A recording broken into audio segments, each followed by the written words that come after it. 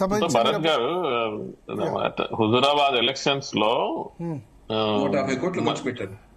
మిట్ట మధ్యాహ్నము ఓటర్ వచ్చి ధర్నా చేశారు.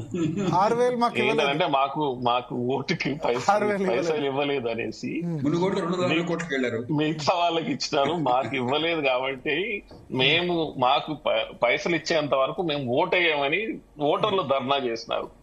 సో మన ప్రజాస్వామ్యము అంటే ఇంతకంటే పెద్ద దౌర్భాగ్యం మన దేశంలో మన ప్రజాస్వామ్యానికి లేదు. ఎందుకంటే ఓటరు ఒక యోగ్యులైనటువంటి వ్యక్తిని ఎంచుకోవాల్సినటువంటి ఓటరు అయితే అటు పొలిటికల్ పార్టీస్ ప్లస్ ఎవరైతే పవర్ లోకి వచ్చిన తర్వాత ఎంత హైయెస్ట్ లెవెల్స్ ఆఫ్ కరప్షన్ దిశగా వెళ్తున్నాయని కూడా దీన్ని బట్టి మనకు అర్థం. మధ్యప్రదేశ్ లో లేదు కదా సార్ ఇంత ఖర్చు? లేదండి, ఇట్లాంటి ఖర్చు లేదు. బట్ ఇవన్నీ మళ్ళీ ఏమవుతాయనంటే అల్టిమేట్ గా ఎకానమీ పెరుగుతున్న కొద్దీ మనకు వచ్చేటటువంటి సైడ్ ఎఫెక్ట్స్ ఇవన్నీ అన్నమాట. బట్ గుజరాత్ లో ఎకానమీ ఉంది, హర్యానాలో ఎకానమీ ఉంది, అక్కడ లేదు ఈ మనీ పాలిటిక్స్. సో మనం అదే ఢిల్లీలో ఉంది, ఢిల్లీ రాష్ట్రం కూడా ఉంది కదా. మొన్ననే అరవింద్ కేజ్రీవాల్ ఎలక్షన్ అక్కడ జరిగిన రాష్ట్రాల్లో అక్కడ ఈ ఓటర్లకు డబ్బు పంచడం ఇది లేదు. ₹1,00,00,000 పెడితే ఎక్కువ. మన దగ్గర ఏంటనంటే ఇందాక సార్ చెప్తున్నట్టు కూడా మనం పవర్ ని ఒక చాలా ఇంపార్టెంట్ మన శరీరానికి కావలసినటువంటి ఇంపార్టెంట్ ఒక అంగంలాగా తయారు చేసుకుంటున్నాం అన్నమాట పవర్ ని. సో దీంట్లో ఏమైతున్నదనంటే ఎవరైతే పవర్ లోకి వచ్చిన వాళ్ళు ఏ విధమైనటువంటి పాలసీ విధానాలు పట్టుకొచ్చి ఏ విధంగా అంటే సంపదను కూడబెట్టుకుంటున్నారో అల్టిమేట్ గా దాన్ని మళ్ళీ ఎలక్షన్స్ కోసం ఉపయోగించడం ఇవన్నీ జరగడం మనం చూస్తున్నాం. అయితే మనకి రష్యాలో ఉన్నటువంటి ఒక సిస్టమ్ ఉంటుంది, దట్స్ కాల్డ్ ఒలిగార్కీ అని ఉంటుంది అనమాట. ఒలిగార్కీ ఏమిటనంటే ఒక్కొక్క ఏరియాకి ఒక్కొక్క బాహుబలి లేకపోతే ఒక ఇంపార్టెంట్ వ్యక్తి ఉంటాడు. ఆ వ్యక్తి నిర్ణయిస్తాడు ఆ ఏరియాకి సంబంధించినటువంటి నిర్ణయాలు ఏదైతే ఉందో వాళ్ళు కలిసి తీసుకుంటారు. సో ఇంచుమించు మన ప్రజాస్వామ్యం కూడా ఎలా తయారవుతుందనంటే ఒక రకమైనటువంటి అఘోషిత ఒలిగార్కీ విధానానికి మనం వెళ్తున్నాం యాక్చువల్ గా. సో ఎవరి దగ్గర అయితే బలాబలాలు ఉన్నాయో పైసలు ఉన్నాయో మనుషులు ఉన్నారో ప్లస్ రిసోర్సెస్ మొబిలైజ్ చేసుకోగలుగుతున్నారో ఆ రిసోర్సెస్ ఏవైతే ఎలక్షన్ కి కావాల్సినటువంటి రిసోర్సెస్ ఏవైతే ఉన్నాయో అది పైసలా మనుషులా మెటీరియలా లేకపోతే ఇంకేదైనా అవన్నీ కూడగట్టుకొని ఇంకా వేరే వాళ్ళకి అవకాశం రాకుండా చేసుకునే విధంగా మనము అఘోషితమైనటువంటి ఒలిగార్కీ దిశగా మనం వెళ్తున్నాం. సో దీన్ని సరిదిద్దుకోవాల్సినటువంటి అవసరం ఖచ్చితంగా ఉంది. అయితే అంటే మనం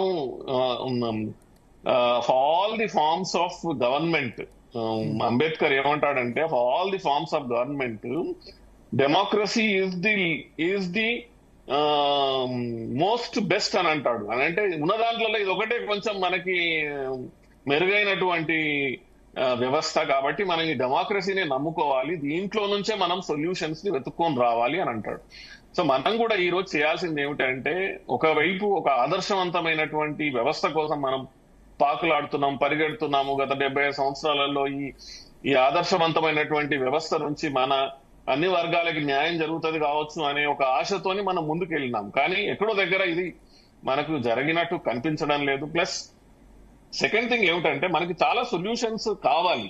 అంటే ఇందాక సార్ చెప్పినట్టు కూడా నేనేమంటున్నానంటే ఎడ్యుకేషన్, హెల్త్, లైవ్లీహుడ్స్, విద్య, వైద్య, ఉపాధి ఈ మూడే మనకు కావాల్సినటువంటి ఇంపార్టెంట్ ఏరియాస్. వీటి మీదనే ప్రభుత్వాలు పనిచేయాలి. ఏ విధంగానైతే ఇప్పుడు మనము ఒక ప్రభుత్వం డెట్ ఎంత తీసుకోవాలనే దాని మీద ఒక యాక్ట్ పట్టుకొచ్చినాము. అదే విధంగా ఎవరు ఫాలో అవుతున్నారా? FRBM యాక్ట్ ఎవరు ఫాలో? FRBM యాక్ట్ అదే విధంగా ప్రభుత్వము కనీసం 30% బడ్జెట్ ని ఈ విద్య, వైద్య, ఉపాధి మీదనే పెట్టాలి అనేటువంటి చట్టాలు రావాల్సినటువంటి అవసరం ఖచ్చితంగా ఉన్నది. దానికోసం కూడా మనం ప్రయత్నం చేయాలి. అదే విధంగా ఉచితాలకే పోతున్నాయి, FRBM ఉచితాలకే పోతున్నాయి బడ్జెట్లంతా, జీతాలు ఇవ్వడానికి లేవు.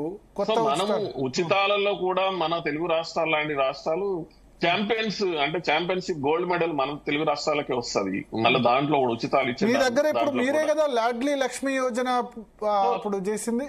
సో లాడ్లీ లక్ష్మి యోజన అనేది దాంట్లో అయితే ఎక్కడైతే భ్రూణ హత్యలు జరుగుతాయో వాటిని నివారించే దానికి, ఎక్కడైతే తల్లిదండ్రులు తమ పుట్టేటటువంటి ఆడపిల్లలని ఒక రకమైనటువంటి వారిపై భారము అనే దాన్ని అనుకుంటారో, దాన్ని ఒక సోషల్ ఇష్యూని అడ్మినిస్ట్రేటివ్ సొల్యూషన్ తీసుకురావడానికి లాడ్లీ లక్ష్మి యోజన తీసుకురావడం జరిగింది. అయితే మొన్న ఏదైతే లాడ్లీ బెహనా యోజన వచ్చిందో మధ్యప్రదేశ్ లో, ప్రతి మహిళ ఎవరైతే పైకి 21 సంవత్సరాల నుంచి 60 సంవత్సరాలు ఉంటారో వారికి 1000 రూపాయలు ఇవ్వాలనేటువంటి ఏదైతే కాన్సెప్ట్, అంటే దీంట్లో ఏ రోజైనా అవడగానే ఒక సగటు మహిళ ఎవరైతే ఒక ఇల్లుని నడిపించేటటువంటి సగటు మహిళ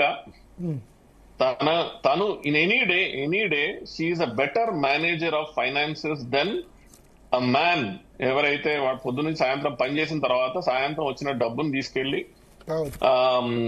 సారా కొట్టు దగ్గర కూర్చొని ఆ పైసల్ని ఖర్చు పెట్టడం కంటే ఒక 1000 రూపాయలు మహిళ చేతిలో పెడితే తన పిల్లల కోసం పాల లేకపోతే కూరగాయలు కొనడమా లేకపోతే ఇంకే దానికైనా ఖర్చు పెడుతుంది అనేటువంటి ఒక నిర్ణయాన్ని మనం దాన్ని భావించవచ్చు. కానీ నేనేమంటున్నానంటే ఎక్స్ట్రీమ్ కేసెస్ ఏమిటంటే ఇంట్లో వ్యక్తిని ఇంట్లో కూర్చుండబెట్టి వాడిని పోషించడం ఏదైతే ఉన్నదో, this is an extreme case of freebies. పెళ్లి చేసుకుంటే 1,00,000 ఇస్తాము, తులం బంగారం ఇస్తాము, ఫ్రీ బస్ ఇస్తాము, ఇట్లా అయిపోతుంది. సో ఇవన్నీ ఏంటంటే మనకి ఎకానమీలో, అడ్మినిస్ట్రేటివ్ ఎకానమీలో చాలా ఇంపార్టెంట్ ఏంటంటే ఫెల్ట్ నీడ్స్, రియల్ నీడ్స్ అని ఒకటి ఉంటుంది కాన్సెప్ట్.